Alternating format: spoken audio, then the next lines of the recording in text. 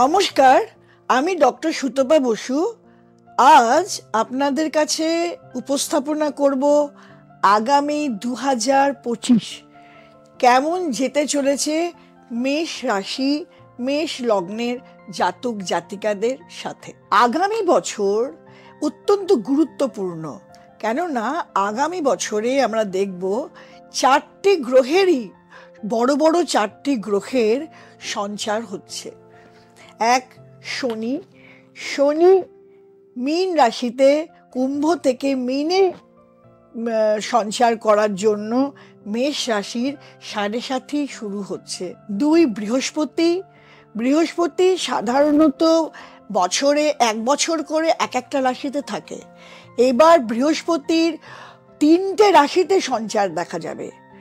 বৃহস্পতি জানুয়ারি মাসে থাকবে বক্রী হয়ে বৃষতে, তারপর সে যাবে মিথুনে এবং পরে শেষের দিকে যাবে মার্গী হয়ে কর্কটে। তো আমরা দেখব যে এই যে অতি সঞ্চার বৃহস্পতির, এর কি রেজাল্ট আসে জাতক জাতিকাদের ওপর, মেষ রাশি মেষ লগ্নে জাতক জাতিকাদের ওপর। আর আমরা দেখব 18ই মে রাহু মীন রাশি থেকে সঞ্চার করে আসবে কুম্ভে, আর কেতু কন্যা রাশি থেকে যাবে সিংহে। তো মেষ রাশি মেষ লগ্নদের জাতক জাতিকার ওপর এই যে গ্রহগত সঞ্চার, এর কি রিপারকেশন, সেটাই আমরা আজকে আলোচনা করব। 2025 2 + 0 + 2 + 5, তাহলে হচ্ছে 5 + 4 9। 9 হচ্ছে মঙ্গলের বছর। মেষ রাশির অধিপতি মঙ্গল।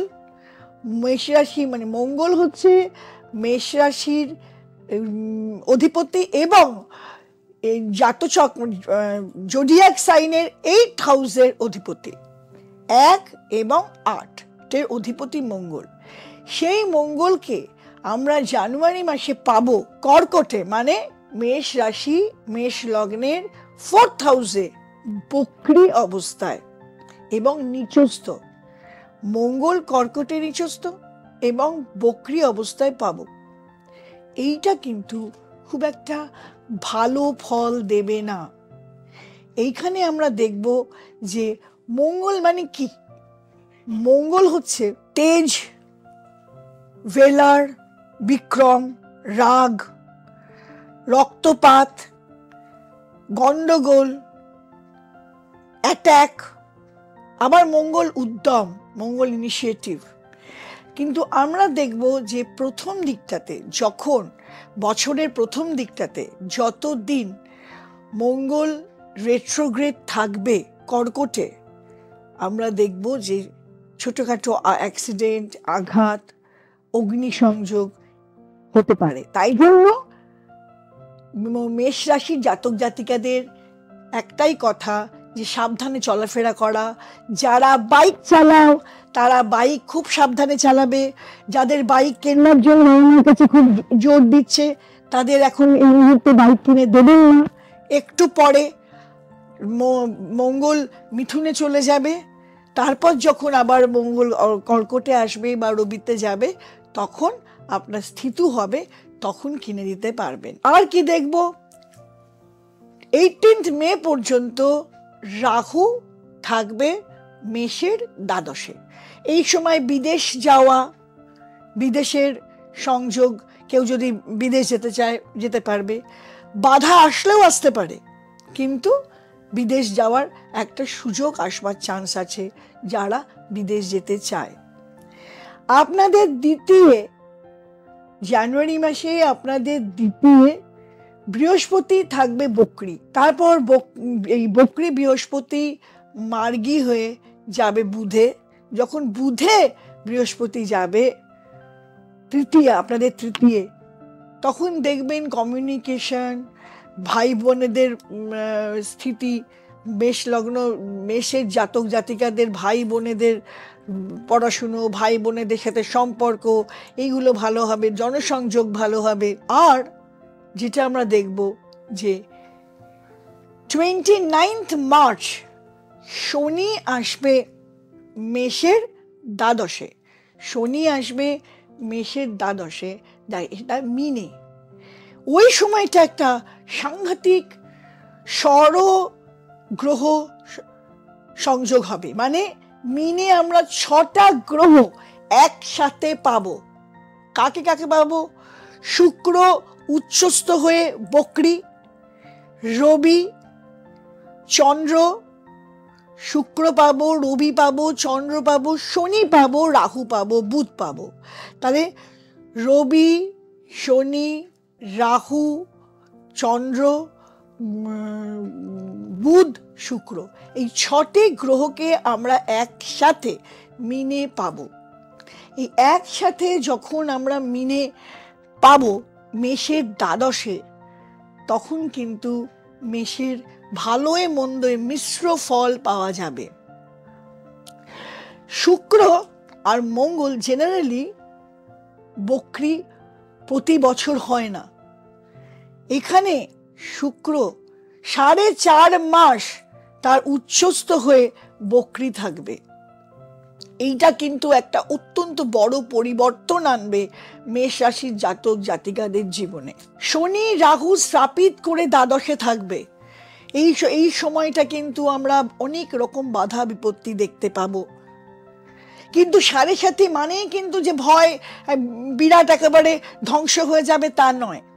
7.5 মানেই পুরো 7.5 বছরে যে মেষের খারাপ যাবে তা নয়। 7.5 জেনারেলি একটা ঝাঁকা নিয়ে একটা কি বলবো, একটা চেঞ্জ বা একটা ট্রাবল আনে, যখন স্পেশালি আপনার জন্ম নক্ষত্রে শনি যাবে। শনি 7.5 ভয় পাবার কিছু নেই যদি সৎ পথে চলা হয়, যদি শনি খুব ডিসিপ্লিন প্ল্যানেট, শনিকে যদি মেনে চলা যায়, শনিকে যদি একটা সততার পথে মিথ্যে কথা না বলে কাজকর্ম, শনি খুব অ্যাক্টিভ প্ল্যানেট, কর্মদক্ষতা এবং নিজের প্রারব্ধও এর উপর ডিপেন্ড করে। নিজের কর্ম সবার ওপরে হচ্ছে কর্ম, এর ওপর দিয়ে যদি আপনারা ঠিক মতো জীবনযাপন করেন তাহলে কিন্তু শনির 7.5 ভয় পাবার কিছু নেই। এবার আমরা দেখব যে শনি দ্বাদশে আসবে এবং 18ই মে রাহু চলে যাবে আপনাদের একাদশে, আর কেতু চলে যাবে, এতদিন ছিল 6th, কেতু চলে যাবে আপনাদের 5th হাউসে। এতে করে কি একটা অসুস্থতা, প্রলংড অসুস্থতা বা যেটা ছিল সেটা থেকে কিন্তু রিলিভড হবে। কিন্তু 5th হাউসে দেখলে আমার ট্যালেন্টের ঘর, যারা ধরুন রিসার্চ ওয়ার্ক করে, যারা ডিপ স্টাডি পড়াশুনো, 5th হাউসে কেতু খুব ভালো দেবে। দ্বাদশে শনি, 5th হাউসে কেতু স্পিরিচুয়ালিটি দেবে, মেডিটেশন, নিজেদের একটা আধ্যাত্মিক চিন্তা শক্তি দেবে। রাহু আপনাদের একাদশে যাবে। একাদশে রাহু যখন আসবে তখন কিন্তু একটা সাকসেসের জায়গা মেষ রাশির জাতক জাতিকারা দেখতে পাবে। বৃহস্পতির সঞ্চার, বৃহস্পতি যখন বক্রী থেকে মার্গী হবে তখন কিন্তু আমরা দেখব অর্থ, যাদের বৃহস্পতির দৃষ্টি শুভ দৃষ্টির জন্য সব রকম দিক দিয়ে, পারিবারিক, সাংসারিক সব দিক দিয়ে কিন্তু সুখকর পরিস্থিতি দেখতে পাবো। এমনকি কারো যদি লিটিগেশন চলে, শেষের দিকে দেখবো যে লিটিগেশন প্রবলেম মিটে যাচ্ছে। কারো দেখবো যে যার বিয়ে হবার আছে বিয়ে হচ্ছে, কারো দেখবো যে যারা সন্তানের জায়গায় দেখবো যে ফ্যামিলি প্ল্যানিং, যারা একটা those who want to go through family ওয়েতে যেতে চায় তারা কিন্তু এই সময়টায় যেতে পারে। এই বছর যে সাংঘাতিক চেঞ্জেস মেষ রাশির জাতক জাতিকাদের জীবনে আসবে, এটা কিন্তু অনেক বছর এরকম চেঞ্জ আসেনি। কেন এই যে কতগুলো অদ্ভুত গ্রহের পরিস্থিতি, যেমন মিনে একসাথে 6টা গ্রহ, মিনে শুক্র বকরি 4.5 মাস, আপনাদের চতুর্থ ঘর মানে কর্কটে বকরি মঙ্গল, এইসব মিলেমিশে একটা অদ্ভুত বৃহস্পতি 3টে রাশি সঞ্চার, এই যে গোচরের পরিস্থিতি, এগুলো কিন্তু আপনাদের জীবনে অনেক বড় চেঞ্জ আনতে চলেছে। তবে একটা কথা বলি, কোনো কিছুই কিন্তু ভয় পাবার নয়, সব কিছুই ওভারকাম হয়। কারোর কিন্তু একসাথে এক রকম যায় না। আর সব থেকে বড় কথা হচ্ছে সবার কিন্তু একরকম যাবে না। যাদের যাদের দশা অন্তর্দশা ভালো আছে, শুভ গ্রহের দশা অন্তর্দশা আছে, বা যাদের যাদের মানে যাদের যাদের শনি জন্মছকে ভালো আছে, তাদের কিন্তু খারাপ যাবে না। যাদের যাদের রাহু কেতু জন্মছকে ভালো আছে, তাদের কিন্তু খুব খারাপ যাবে না।